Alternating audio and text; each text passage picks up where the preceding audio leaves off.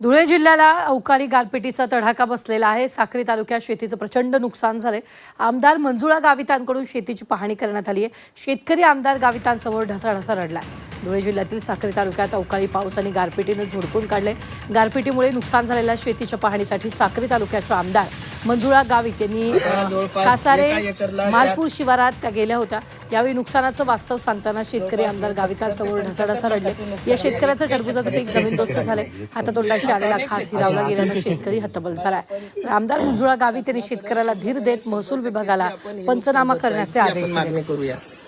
जे होईल ते शेवटी निसर्गाच्या पुढे आपलं काहीच चालत नाही बेटा। पप्पा पण काल रडत होते फोन करून। अरे तू आलं तर त्याला कोणी हिंमत नाही। शेवटी आता तर निसर्गाच्या पुढे चालतच नाही। म्हणजे 5 दिवसांनी हा पूर्ण आपल्या हातात इन्कम येणार होतं ना। मग व्यापारी ठरवून झाले ते त्यांचे 3 महिन्याचं नियोजन